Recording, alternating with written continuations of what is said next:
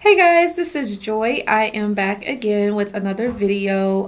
So today I wanted to do a pretty interesting video. I got asked this question from a subscriber.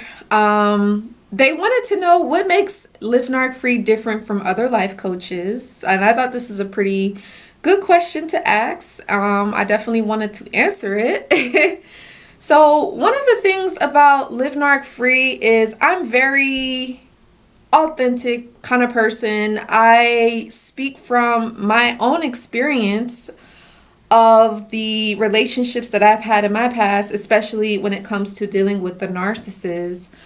So it's like real life interactions with a narcissist. And the videos that I speak is like what I've actually been through.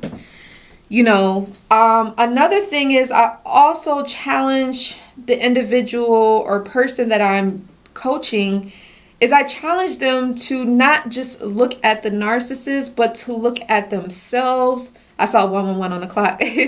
But I challenge them to look at themselves to see why they actually attracted the narcissist and why they continuously keep on attracting narcissists. Because I'm going to be honest with you guys, that was me. I was that kind of person. So what kind of helped me to overcome that was finding out what my patterns were that I kept being so attracted to a narcissist. So once I found out what that was, I was able to stop attracting narcissists or other toxic individuals to help me to overcome the abuse, if that makes sense.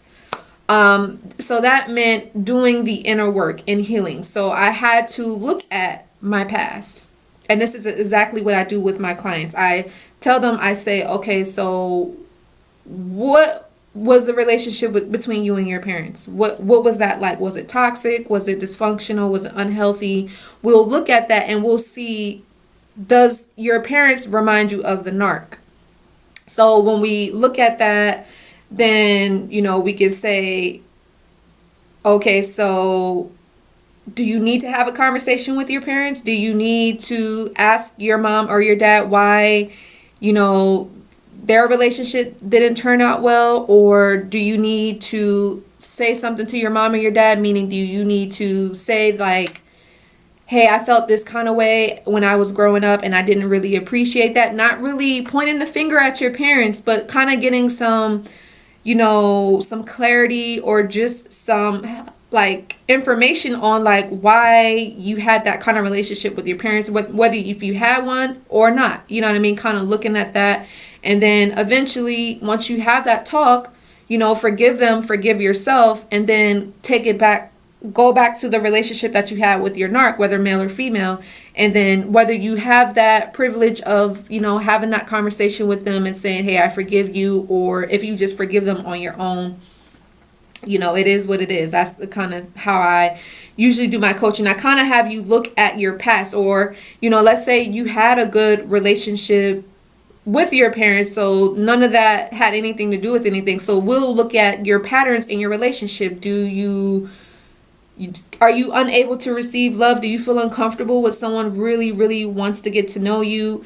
And do you push someone good away, but you will accept someone that is abusive, someone that's harmful, someone that's toxic? Is that comfortable for you because that's all you knew?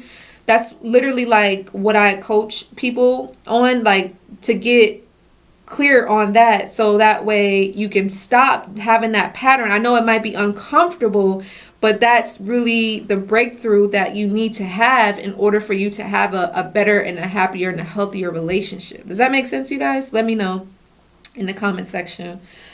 But yeah, we kind of dig deep in your past. We look at your past relationships because your past leads you up to where you're at now. And obviously, if you're not really happy now, if you are attracting narcissists, if you're not really able to move on and move forward, it's because you're not really learning the lesson. But once you can understand what your lesson is, whether you need to forgive your parents, whether you need to forgive yourself, whether you need to overcome codependencies, whether you need to overcome low self-esteem or self-worth, self-value, self-respect, and then understand that it's okay to make a mistake. It's okay. Not, again, the narcissist has a role to play in a relationship as well, but you have the same responsibility for the amount of time you stayed in that relationship. You guys get what I'm saying? We will work out and see, why did you stay? What is it? Not judging yourself, but just taking a look at yourself to see how you kind of had a part to play in this as well. That's what I look at. All right. And we also look at how to stop it. How to stop these patterns. And then we look at your belief systems about relationships, because that's literally what I had to do as well. I had to look at, what do I believe about love? Do I think that I'm worthy of love? Do I think that I deserve it? Because maybe in the past I've been hurt. If you're watching this, maybe you've been hurt, so you feel like you're not worthy, or you feel like you're going to get hurt again, or you don't want to start over. We look at those belief systems to see how we could work on fixing it. Meaning, do you have to say affirmations every day? Do you have to listen to the audio tape every day? Do you have to pray about it? Do you have to meditate? Stuff like that. That's what I used to do. And again, whether this is your belief systems about relationships, your belief systems about life in general. Maybe do you have a belief system that says you're just not worthy, you're not good enough? Nobody ever likes you, or nothing ever goes your way. Do you have that kind of belief system? We look into that, and then usually with the coaching, I kind of give you exercises and worksheets to kind of help you deal with those kind of things. And then also, again, helping you understand, what it was that you went through and how can you, really just move through it, not rushing it, but just, overcome that. Because I get, like, some people say, like, yeah, they've tried things in the past and they're like, well, how is Live Narc Free better?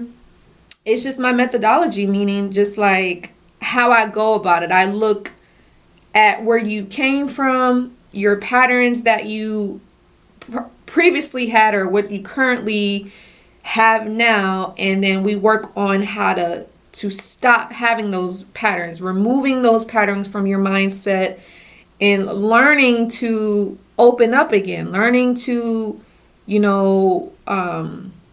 breathe free, like forgive yourself from the past, like let it go once and for all. Stop being so hard on yourself, stop beating yourself up. Again, whether if you have to have that conversation with your parents, cool, or if you have to reach out to an ex-partner and let them know, maybe you're the kind of person where let's say you get hurt, but you don't really say anything to anybody. You just kind of hold it in and you just be like, okay, I'm going to get better eventually. I'm going to be fine. Like, I'm going to just get it under someone else. But no, like reaching out to a ex-partner and saying like how they made you feel. And again, if you have that privilege or not, whether you talk to them over the phone or if it's through a text message, see what they have to say and let bygones be bygones, forgiving it and letting it go. And then eventually you will be able to successfully let the narcissist go and move on once and for all. All right. So hopefully this was helpful and it answered that question. Let me know what you guys think about this video.